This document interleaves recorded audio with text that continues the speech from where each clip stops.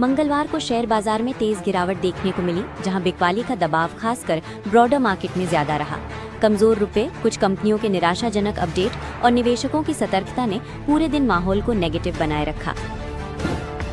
Sensex करीब 534 अंक गिरकर 84,680 पर बंद हुआ, जबकि निफ्टी 50 में 170 अंकों की कमजोरी रही और ये 25,860 पर फिसल गया।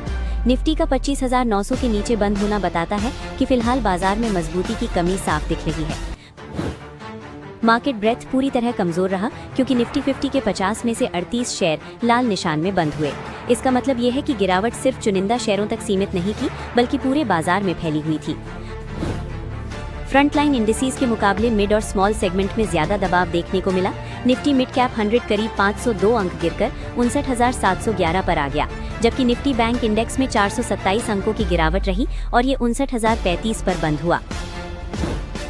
करेंसी मार्केट की कमजोरी ने भी घरेलू शेयरों पर दबाव बढ़ाया। रुपये ने डॉलर के मुकाबले 91.08 का नया रिकॉर्ड लो छुआ और पिछले 5 कारोबारी सत्रों में ये 1% से ज्यादा टूट चुका है, जिससे निवेशकों की चिंता बढ़ी। मिड कैप स्पेस में पीबी फिनटेक, भारत डायनामिक्स, सेल और जुबिलेंट फूडवर्क्स जैसे शेयरों में 3% से 5% तक की गिरावट देखी गई। इंश्योरेंस सेक्टर खास तौर पर कमजोर रहा, जहां पीबी फिनटेक करीब 6% टूट गया। बैंकिंग स्टॉक्स में एक्सिस बैंक पर सबसे ज्यादा दबाव दिखा, जहां शेयर 5% से ज्यादा गिरा। मैनेजमेंट की तरफ से तीसरी तिमाही में नेट इंटरेस्ट मार्जिन पर दबाव बने रहने की बात कहे जाने से निवेशकों का भरोसा कमजोर हुआ।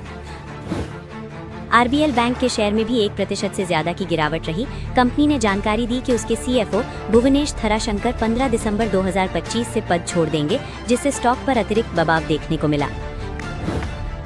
भारतीय एयरटेल के शेयर में करीब 2% की तेजी रही। मॉर्गन स्टैनली द्वारा स्टॉक का टारगेट प्राइस बढ़ाए जाने से निवेशकों का रुझान इस शेयर की ओर पॉजिटिव बना। ब्रॉडर मार्केट में ई-पैक ड्यूरेबल्स ने चौंकाने वाला प्रदर्शन किया और करीब 16% उछल गया। ये लिस्टिंग के बाद का इसका अब तक का सबसे बड़ा सिंगल डे गेन रहा। फर्टिलाइजर स्टॉक्स में भी खरीदारी देखने को मिली, जहां फैक्ट के शेयर करीब 5% चढ़े। संसद में वित्त मंत्री की तरफ से आए सपोर्टिव कमेंट्स ने इस सेक्टर को सहारा दिया। दूसरी ओर ओला इलेक्ट्रिक में भारी बिकवाली रही और शेयर करीब 8% गिरकर दिन के निचले स्तर पर बंद हुआ। हिंदुस्तान जिंक ने भी 5 दिन की तेजी के बाद गिरावट के साथ क्लोजिंग दी। वेदांता के शेयर में आज 4% से ज्यादा की तेजी देखने को मिली, वो भी ऐसे समय में जब पूरा बाजार दबाव में था। इसकी सबसे बड़ी वजह मुंबई एनसीएलटी से कंपनी की डी मर्जर स्कीम को मिली मंजूरी है, जिसे बाजार ने वेदांता के लिए एक मजबूत पॉजिटिव सिग्नल माना। वेदांता का डी मर्जर अब 5 अलग अलग कंपनियों में होगा। पहले 6 कंपनियों का प्लान था, लेकिन बेस मेटल बिजनेस को बाद में हटा दिया गया और अब रिवाइज्ड प्लान को मंजूरी मिल चुकी है, जिससे अनसर्टेनिटी काफी हद तक खत्म हो गई है। वेदांता लिमिटेड पेरेंट कंपनी रहेगी, जिसमें हिंदुस्तान जिंक, जिंक इंटरनेशनल, टूटुकुड़ी का कॉपर बिजनेस और फैकौर का कारोबार शामिल होगा, यानी कोर और स्टेबल एसेट्स इसी कंपनी में बने रहेंगे। वेदांता एल्यूमिनियम पूरी तरह एल्यूमिनियम बिजनेस पर फोकस करेगी, जिसमें झारसुगुड़ा और BALCO smelters, Lanjigarh alumina refinery, Sijimali bauxite mines, captive coal mines और पावर प्लांट्स शामिल होंगे। वेदांता पावर के तहत तलवंडी साबो पावर का नाम बदलकर वेदांता पावर कंपनी किया जाएगा। इस इकाई में वेदांता के सभी मर्चेंट पावर प्लांट्स होंगे, जिससे पावर बिजनेस को अलग पहचान मिलेगी। वेदांता आयरन एंड स्टील के नाम से मैल्को एनर्जी को रीब्रांड किया जाएगा, जिसमें कंपनी का पूरा can oil and gas business आएगा, यानी ऑयल एक्सप्लोरेशन और प्रोडक्शन एक अलग लिस्टेड एंटिटी होगी। डीमर्जर के बाद एग्जिस्टिंग वेदांता शेयर होल्डर्स को हर एक मौजूदा शेयर के बदले 5 कंपनियों के एक शेयर मिलेंगे। उदाहरण के तौर पर अगर किसी निवेशक के पास अभी 100 वेदांता शेयर्स हैं, तो डीमर्जर के बाद उसके पास कुल 500 शेयर्स होंगे, हर कंपनी के 100-100। क्विक कॉमर्स स्टार्टअप ज़ेप्टो अपने आईपीओ की तैयारी में है और सूत्रों के मुताबिक कंपनी दिसंबर में कॉन्फिडेंशियल रूट से ड्राफ्ट पेपर्स दाखिल कर सकती है। इस आईपीओ के जरिए ज़ेप्टो तहीब 75 से 80 करोड़ डॉलर जुटाने की योजना बना रही है। पिछले 6 महीनों में ज़ेप्टो के ऑर्डर वॉल्यूम और नेट सेल्स वैल्यू में करीब 45% की ग्रोथ दर्ज की गई है। फिलहाल कंपनी रोजाना लगभग 20 लाख ऑर्डर्स हैंडल कर रही है, जो क्विक कॉमर्स में मजबूत पकड़ दिखाता है। ज़ेप्टो के पास करीब 7,000 करोड़ रुपए का कैश रिजर्व बताया जा रहा है।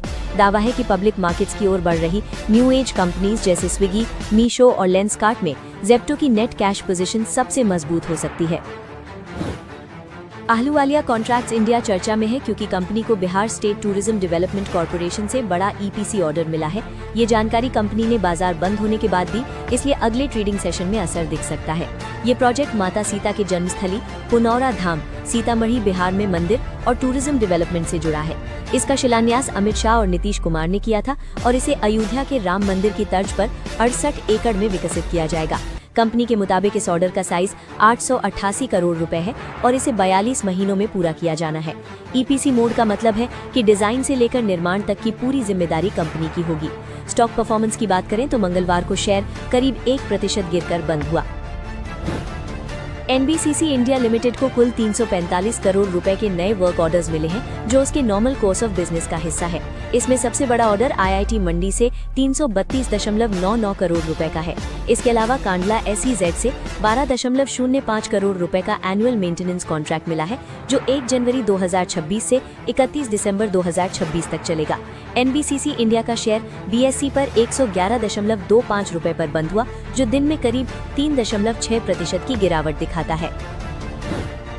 आज एक्सिस बैंक के शेयर इसलिए गिरे क्योंकि बैंक के नतीजों में भले कोई बड़ा नुकसान नहीं था, एसेट क्वालिटी और क्रेडिट कॉस्ट भी कंट्रोल में रहे, लेकिन बाजार को आगे की कमाई को लेकर उम्मीद के मुताबिक तेजी नहीं दिखी।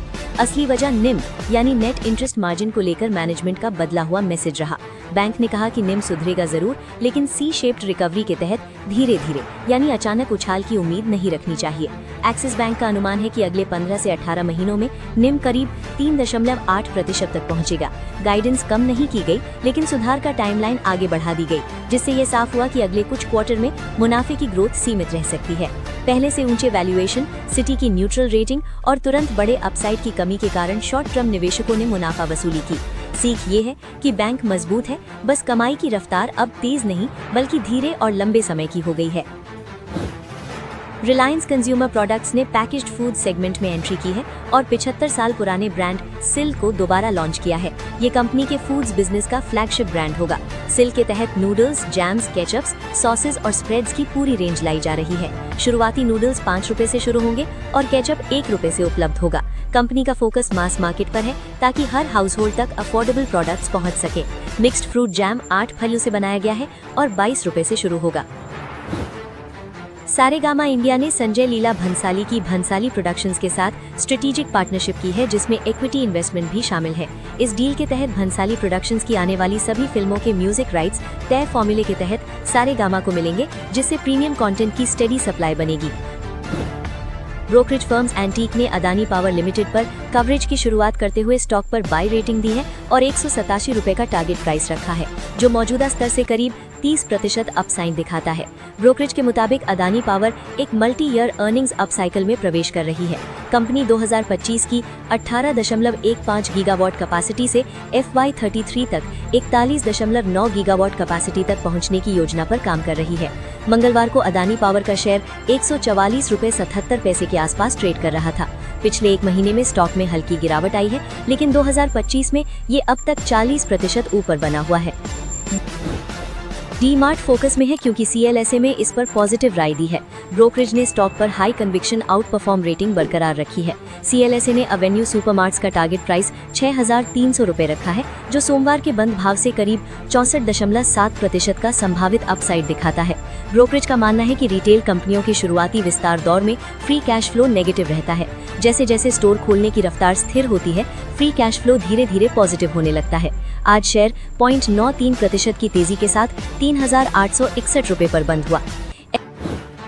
एक्सिकॉम टेलीसिस्टम्स लिमिटेड का शेयर लगातार चौथे सेशन में तेजी के साथ ट्रेड करता दिखा और इंट्राडे में करीब 13% तक उछल गया। पिछले 4 ट्रेडिंग सेशंस में स्टॉक करीब 18% चढ़ चुका है। टेक्निकली स्टॉक अपने की मूविंग एवरेजेस के करीब पहुंच चुका है। 50 डे मूविंग एवरेज 128 रुपए 86 पैसे और 100 डे मूविंग एवरेज 138 रुपए के आसपास है, जो शॉर्ट टर्म मोमेंटम को दिखाता है। ई-क्लर्क सर्विसेज लिमिटेड ने अपने पहले से घोषित शेयर बायबैक में बड़ा बदलाव किया है। कंपनी ने बायबैक प्राइस 4,500 रुपए से बढ़ाकर 4,800 रुपए प्रति शेयर कर दिया है, जबकि कुल बायबैक अमाउंट करीब 300 करोड़ रुपए के भीतर रखने के लिए शेयर्स की संख्या 6,66,666 से घटाकर 6,25,000 कर दी गई है। इस बदले हुए बायबैक के तहत ई-क्लर्क्स अपने total paid up equity capital का लगभग 1.31% हिस्सा वापस खरीदेगी। शेयर बीएसई पर 4,480 रुपए पर बंद हुआ, जो दिन में करीब 3.6% की गिरावट दिखाता है। ओला इलेक्ट्रिक में प्रमोटर भावेश अग्रवाल ने बल्क डील के जरिए अपनी 0.6% हिस्सेदारी बेची है, जिसकी कुल वैल्यू करीब 92 करोड़ रुपए रही और एवरेज प्राइस 34.99 रुपए प्रति शेयर रहा। इस सेल के बाद भी उनकी हिस्सेदारी करीब 30% के आसपास बनी हुई है, यानी कंपनी पर उनका कंट्रोल पूरी तरह बरकरार है। प्रमोटर स्टेक सेल को हर बार नेगेटिव नहीं मानना चाहिए, क्योंकि कई बार ये पर्सनल लिक्विडिटी या इन्वेस्टमेंट प्लानिंग का हिस्सा होता है। यहाँ स्टेक रिडक्शन बहुत सीमित है, इसलिए ओला इलेक्ट्रिक के बिजनेस या स्ट्रैटेजी को लेकर कोई बड़ा रेड फ्लैग नजर नहीं आता। एक्सो नोबेल इंडिया के शेयर में अगले सेशन में वॉलेटिलिटी देखने को मिल सकती है, क्योंकि promoter entity imperial chemical industries करीब 9% स्टेक ब्लॉक डील के जरिए बेचने की तैयारी में है। इस डील का साइज लगभग 1290 करोड़ रुपए बताया जा रहा है।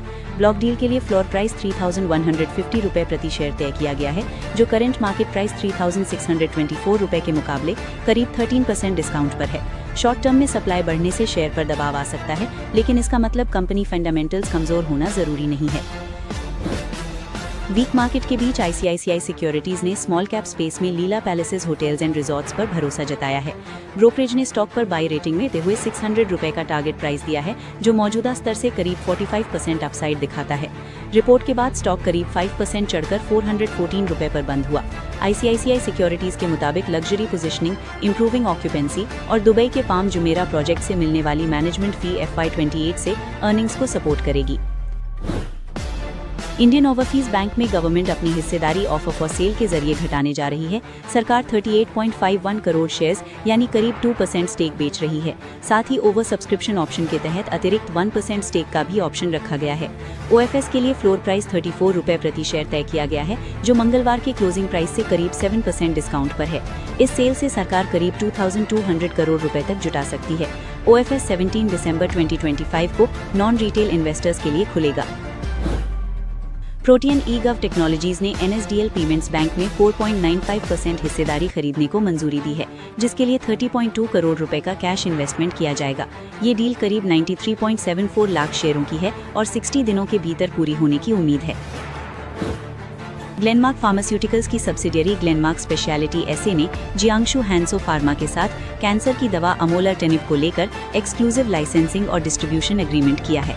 ये दवा फेफड़ों के कैंसर के इलाज में इस्तेमाल होती है। आज शेयर 1966.50 रुपए पर बंद हुआ, जिसमें 1.0% की गिरावट आई। पिछले 1 ईयर में इस स्टॉक में लगभग 28% की तेजी देखी गई। ITC ने 2 अहम बोर्ड अपॉइंटमेंट्स को मंजूरी दी है, जिसमें अमिताभ कांत को 1 जनवरी 2026 से 5 इयर्स के लिए डायरेक्टर बनाया गया है। हेमंत मलिक को दोबारा डायरेक्टर नियुक्त किया गया है और वे अगस्त 2026 से 2 साल के लिए फुल टाइम डायरेक्टर भी रहेंगे, जिससे मैनेजमेंट कंटिन्यूटी बनी रहेगी।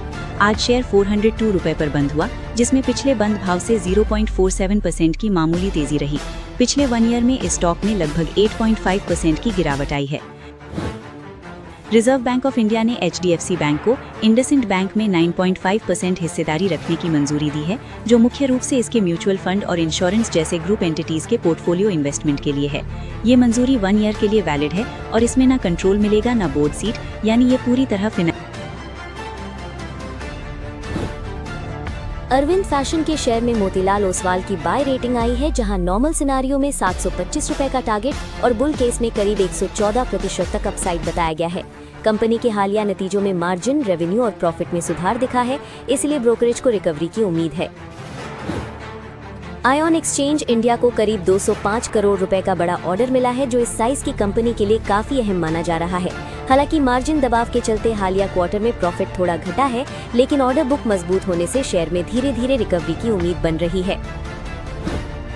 रेलटेल कॉर्पोरेशन ऑफ इंडिया को ORGI से 148 करोड़ रुपए का AMC सर्विस कॉन्ट्रैक्ट मिला है, जो रेगुलर रेवेन्यू को सपोर्ट करेगा। रेलवे सेक्टर में लंबे समय से करेक्शन चल रहा है, इसीलिए शॉर्ट टर्म में उतार चढ़ाव रहेगा, लेकिन ऑर्डर फ्लो कंपनी के लिए पॉजिटिव है। कोल इंडिया को CAG ने 16 प्रोजेक्ट्स में भारी देरी को लेकर फटकार लगाई है, क्योंकि 3000 मेगावाट के टारगेट के मुकाबले दिसंबर 2024 तक सिर्फ 122.49 मेगावाट यानी करीब 4% ही इंस्टॉल हो पाया है।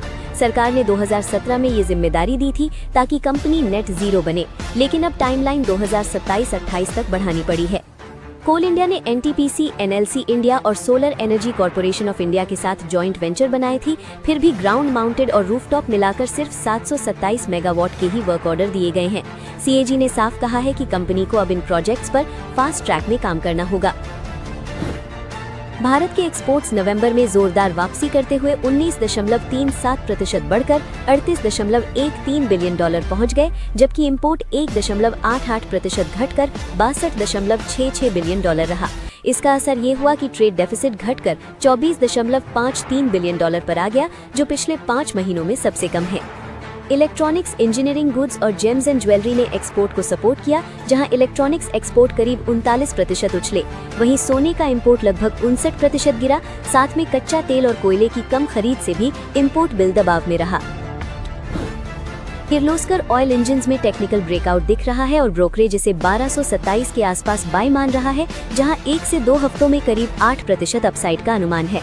टाइटन में भी कंसोलिडेशन के बाद ब्रेकआउट आया है और 3929 के भाव से 4237 तक का